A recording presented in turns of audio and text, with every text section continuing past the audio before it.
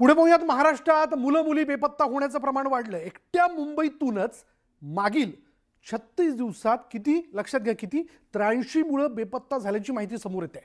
याच प्रश्नावर मनसे अध्यक्ष राज ठाकरेंनी मुख्यमंत्र्यांना पत्र लिहिलंय, ज्यानंतर आता या गंभीर बाबीची गांभीर्यानं दखल घेण्याची मागणी केली जाते। महाराष्ट्रात बेपत्ता मुलांचं प्रमाण वाढलं।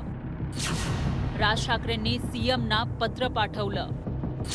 भीक मागणाऱ्यांच्या डीएनए टेस्टची मागणी, सरकारकडून पावलं उचलण्याची अपेक्षा।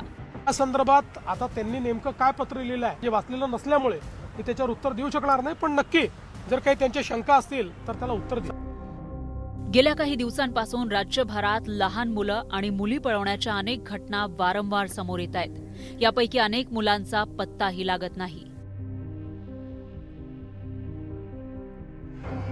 गेल्या काही वर्षांमध्ये हे प्रमाण वाढलंय,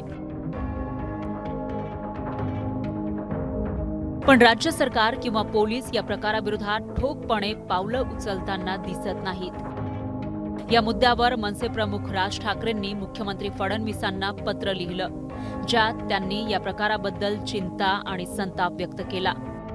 लहान मुलं पळवण्याच्या अमुक केसेस दाखल होतात आणि त्यातली इतकी टक्के मुलं परत शोधली जातात आणि त्यांच्या कुटुंबियांकडे सुखरूप परत पाठवली जातात, अशा आशयाचं सरकारी उत्तर यावर महाराष्ट्राला नको आहे। मुळात एनसीआरबी जे आकडे सांगतंय ते आकडे म्हणजे किती पालकांनी पोलिसांकडे तक्रारी नोंदवल्यात त्याचा तपशील सांगितला जातो, पण अशा काही हजार तक्रारी पोलिसांपर्यंत पोहोचत तरी असतील का? आणि समजा मुलं पुन्हा सोडून आणली तरी त्या काळामध्ये लहान मुलांच्या मनावर जो आघात होतो त्याचं काय? मुळात मुलं पळून नेणारी टोळी कार्यरतच कशी होते आणि ती इतक्या राजरोसपणे काम कशी करते, यावर काहीतरी जबरदस्त कृती करावी असं सरकारला वाटत नाही का? आज आपण रस्त्यावर, स्टेशनवर, बस स्टँडवर लहान मुलं भीक मागताना बघतो। ती कोण आहेत? त्यांच्यासोबतची जी माणसं भीक मागत असतात ते खरंच त्यांचे आई वडील असतात का? याचा तपास किंवा वेळ पडल्यास अगदी डीएनए टेस्ट करावी असे आदेश सरकारला द्यावेसे का वाटत नाहीत? राज ठाकरेंनी प्रश्नांची सरबत्ती करत अत्यंत गंभीर असलेल्या या प्रश्नाकडे सर्वांचं लक्ष वेधलं, ज्याचे पडसाद अधिवेशनातही उमटले।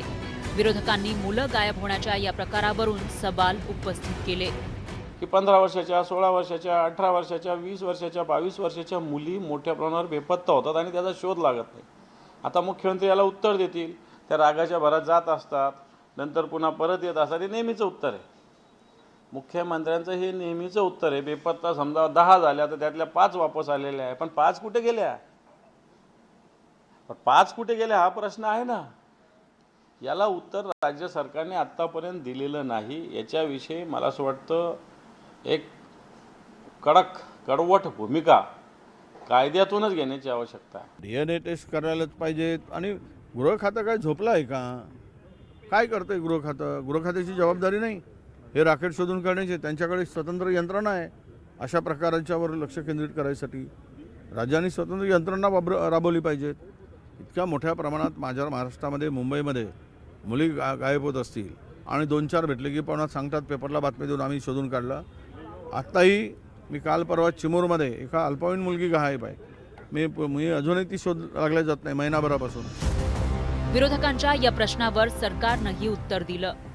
मुलं मुली बेपत्ता होण्याची घटना आणि त्यांची अत्यंत गंभीर आकडेवारी समोर आली आहे। केवळ मुंबईतीलच आकडेवारी पाहिली तर मुलं गायब होण्याचं प्रमाण किती मोठं आहे हे कळतं। मुंबईत दिवसाला 4 ते 5 मुलं बेपत्ता होतात। मुंबईत 36 दिवसांमध्ये 83 मुलं बेपत्ता झाली आहेत। जून ते डिसेंबर दरम्यान 370 पेक्षा जास्त मुलं बेपत्ता झाली। 370 बेपत्ता मुलांमध्ये 268 लहान मुली आहेत। गेल्या 10 महिन्यात अपहरणाचे 1187 गुन्हे दाखल झाले। ऑक्टोबरमध्ये अपहरणाचे 136 गुन्ह्यांची नोंद झाली। राज ठाकरेंच्या पत्रानंतर मुलं पळून नेण्याच्या आणि बेपत्ता होण्याच्या प्रकाराकडे राज्याचं लक्ष वेधलं गेलंय। राज ठाकरेंनी मुख्यमंत्र्यांना पत्र पाठवलं असलं तरी अद्याप ते पत्र वाचलं नसल्याचं मुख्यमंत्र्यांनी उत्तर दिलं, पण या पत्राला उत्तर देण्याची ग्वाही मात्र मुख्यमंत्र्यांनी दिली। या संदर्भात आता त्यांनी नेमकं काय पत्र लिहिलं आहे हे मी वाचलेलं नसल्यामुळे मी त्याच्यावर उत्तर देऊ शकणार नाही, पण नक्की जर काही त्यांच्या शंका असतील तर त्याला उत्तर दिलं. म्हणजे एखादी मुलगी समजा घरून भांडून निघून गेली आणि 3 दिवसांनी परत जरी आली तरी आपण त्या ठिकाणी बेपत्ताचं कंप्लेंट ही दाखल करतो आणि त्यामुळे जो काही त्याची संख्या आहे ती संख्या त्या ठिकाणी आपल्याला मोठी दिसते. लहान मुलं पळवणाऱ्या टोळ्या आणि बेपत्ता मुलांचं वाढतं प्रमाण चिंताजनक आहे. या प्रश्नाची गंभीरता दिवसेंदिवस वाढतीये. त्यामुळे राज ठाकरेंच्या पत्राकडे राजकीय नजरेनं न पाहता त्यावर पावलं उचलण्याची गरज आहे. तरच मुलं पळवणाऱ्या टोळ्यांना जरब बसेल आणि कोवळ्या वयात भीक मागणाऱ्या मुलामुलींची संख्या कमी होईल. शरद जाधव, न्यूज 18 लोकमत, मुंबई.